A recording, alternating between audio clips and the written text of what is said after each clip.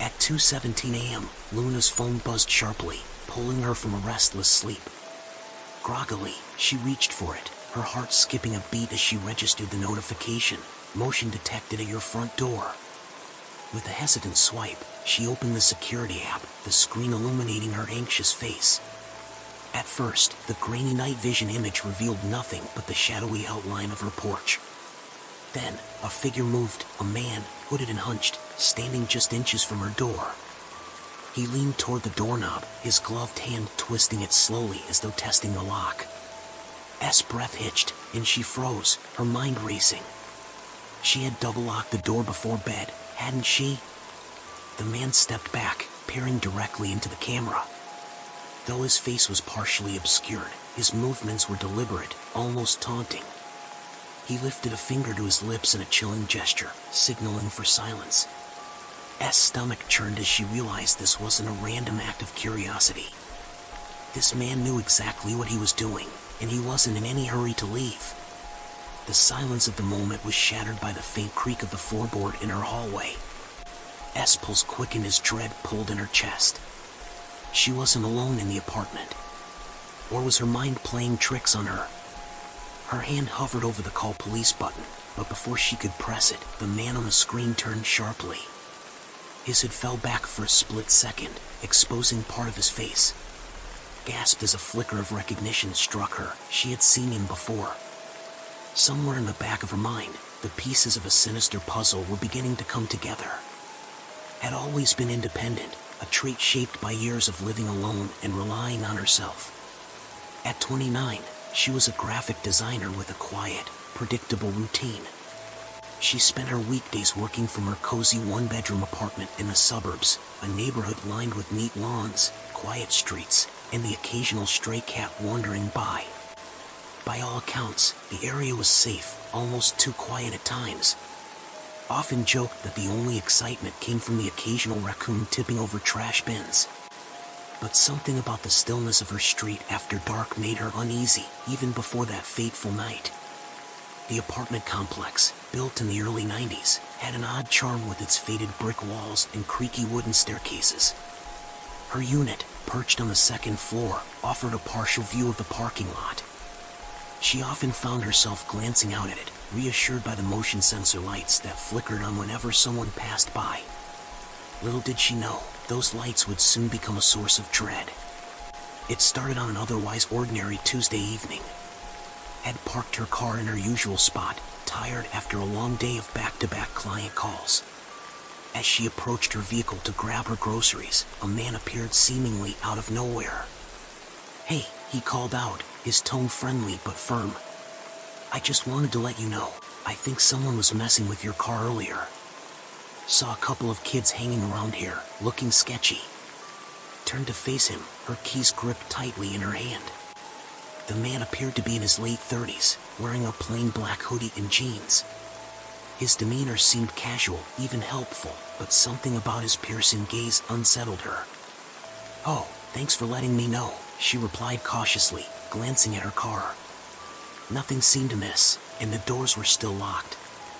"No problem," he said with a shrug, but he didn't walk away. Instead, he lingered, his eyes flickering between her and the car. "This area is usually safe, but you never know, right? Gotta stay vigilant." Nodded, offering a polite smile as she backed toward her apartment. The man didn't follow, but as she climbed the stairs, she felt his eyes on her until she was out of sight. That night couldn't shake the feeling of unease. She peeked out her window before going to bed, her gaze scanning the parking lot. The man's car was parked directly behind hers, its engine idling faintly. After a few minutes, the headlights turned off, but the vehicle didn't move. By morning, the car was gone, and convinced herself she had overreacted. Maybe he had just been a concerned neighbor, someone she hadn't noticed before. But over the next few days, she spotted the same car in different places, behind her at the grocery store, parked at the end of her street, even outside the coffee shop she frequented on Saturday mornings. One evening, as she unloaded groceries from her car, she felt the unmistakable sensation of being watched. Her hands trembled slightly as she glanced around, but the street was empty. The motion sensor light above her door flickered, casting long shadows across the parking lot. Before heading inside, she noticed a small object on the ground near her car, a cigarette butt. She didn't smoke, and none of her neighbors did either. S' stomach knotted as she quickly retreated to her apartment, locking the door behind her. That night was jolted awake by the sound of tires crunching gravel outside her window. Her heart pounded as she crept toward the blinds, peering out cautiously. The same car was parked below, its headlights off but its silhouette unmistakable. As she watched, the driver's side door creaked open. A figure stepped out and turned toward her building, their movements slow and deliberate. S' breath caught as she ducked behind the curtain, her mind racing. Who was this man?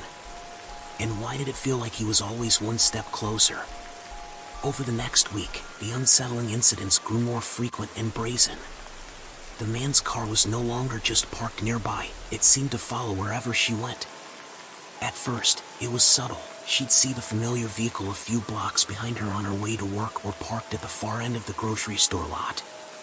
But soon, it became undeniable. One evening, as she left the gym, she noticed the car idling across the street. Its headlights turned on the moment she stepped outside, and it slowly crept forward as she walked to her own vehicle. S' heart raced, but she forced herself to act casual, unlocking her car with trembling fingers and quickly sliding into the driver's seat. As she pulled out of the lot, the car followed. Block after block, turn after turn, it stayed behind her. Tried to convince herself it was a coincidence, but when she made an abrupt left turn onto a quiet residential street, the car did the same. Her chest tightened as she sped up, scanning for an escape route. Finally, she turned sharply into a gas station, parking close to the entrance where the bright lights and security cameras offered some semblance of safety. The car slowed as it passed, the driver's face obscured in the shadowy interior. Didn't leave the gas station until she was sure the car was gone. But the incident left her shaken, a sense of vulnerability creeping into every corner of her life. Returning home one night, noticed something strange.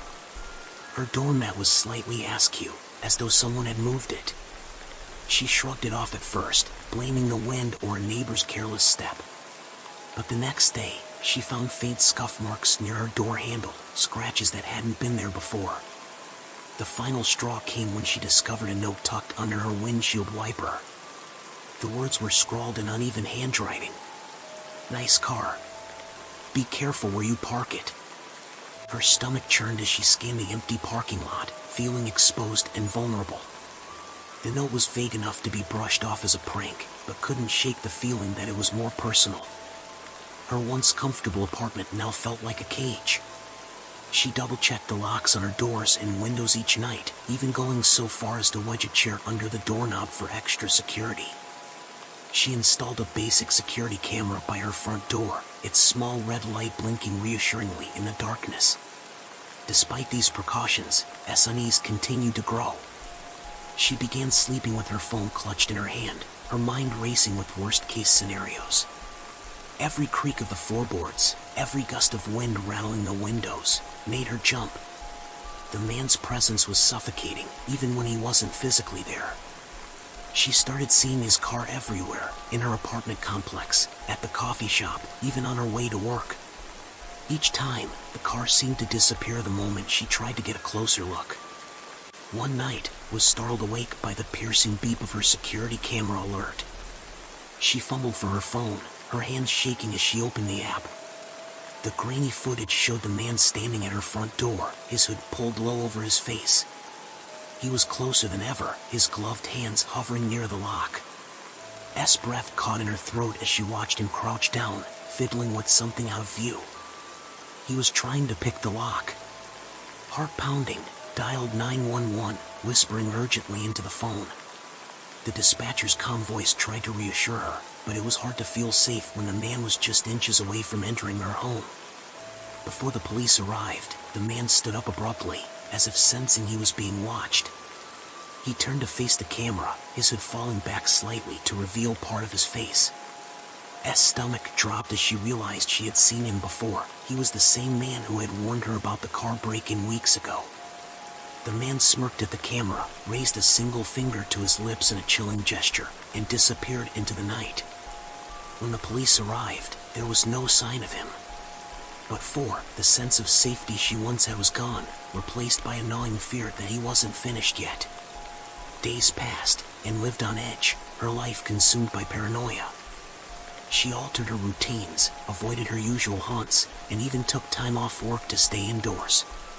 Despite her precautions, she couldn't shake the feeling that the man was still watching. One night, as the rain poured in heavy sheets, sat in her living room, the flickering glow of her security camera feed reflected in her weary eyes. The rhythmic tapping of raindrops on the window was almost hypnotic, but her nerves were razor sharp. She hadn't seen the man in days, but the absence of his presence felt more ominous than comforting. At precisely 1:43 a.m., her phone buzzed with a notification, "Motion detected at your front door." Her blood ran cold as she reached for her phone, the dread in her chest tightening like a vice. The grainy image revealed the man standing there again, hood up, his soaked jacket clinging to his frame. He was holding something, a crowbar. Before she could react, a loud, splintering crack echoed through the apartment. He was trying to force the door open. Instincts kicked in, and she bolted for her bedroom, locking the door behind her. With trembling hands, she called 911, whispering into the receiver as the dispatcher tried to keep her calm. The sound of wood splintering filled the air, followed by the ominous creak of her apartment door swinging open. Grabbed the only weapon she could find, a heavy metal lamp, and pressed herself against the farthest corner of her room. Her breathing was shallow as she heard his footsteps moving through the apartment, slow and deliberate. "Hello," he called out, his voice eerily calm. "I just want to talk." Her heart pounded as she tried to stay silent, but the sound of her shaky breaths felt deafening in the stillness. The doorknob to her bedroom rattled. "I know you're in there," he said, his voice closer now. "You shouldn't have called the cops." The door shook violently as he attempted to break it down. S mind raced. She couldn't wait for the police to arrive. She had to do something. Summoning every ounce of courage, she shouted, "I'm armed. If you come in here, I'll kill you." The man paused, the silence stretching out unbearably. Then, to her shock, he laughed. "I don't think you will," he said, his voice dripping with mockery. But before he could say more, the sound of distant sirens broke through the tension. The man cursed under his breath. Heard him retreat, his footsteps fading as he fled the apartment.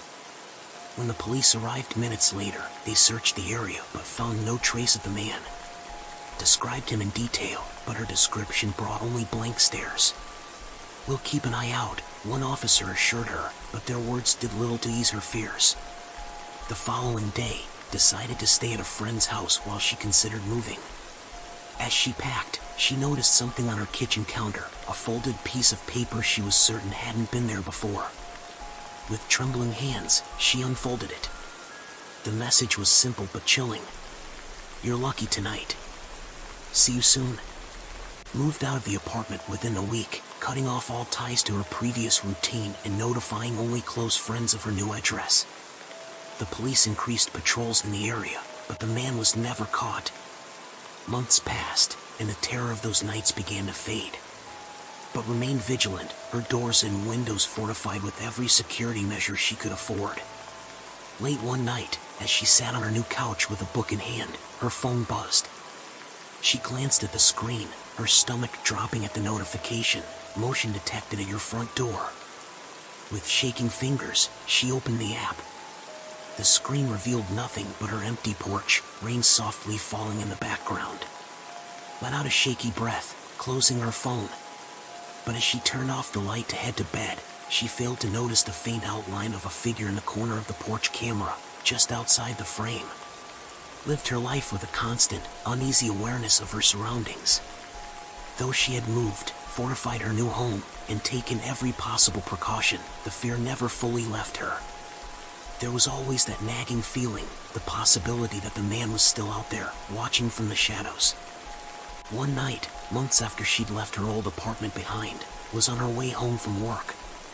It was late, and the streets were unusually empty, with only the hum of the city in the distance. She pulled into her driveway, the familiar motion of parking in front of her new house oddly comforting. As she grabbed her purse and prepared to get out of the car, she felt it. That sensation, that undeniable feeling of being watched. She quickly glanced in her rearview mirror, her pulse racing. For a brief moment, she thought she saw a figure standing in the darkness at the edge of her driveway, just beyond the reach of her headlights. But when she blinked, it was gone. S' breath hitched, and for a split second, the world seemed to hold its breath with her. She quickly unlocked her front door and rushed inside, locking it behind her with trembling hands. Her heart thudded painfully in her chest as she glanced through the window. There was nothing there, only the quiet of the night. But something in her gut told her the truth. The man was still out there, lurking in the shadows, waiting. As she sank into the couch, trying to steady her breathing, S' phone buzzed on the coffee table. With a sense of dread, she picked it up, seeing the familiar notification, motion detected at your front door. Her stomach dropped as she opened the camera feed. The image was grainy, but there was no mistaking it. There, standing in front of her door, was the figure she feared. A dark figure. Hooded. Unmistakably him. He raised his finger to his lips, the same chilling gesture as before. S' body went cold. Her phone buzzed again with a new message, one she hadn't noticed. The words on the screen were short, almost casual in tone. You thought you could escape, but you're never really free. S' grip tightened around the phone, her breathing shallow. She stood up, slowly turning toward the door. The room was silent. And then, in the stillness of that final moment, she realized she was never truly alone.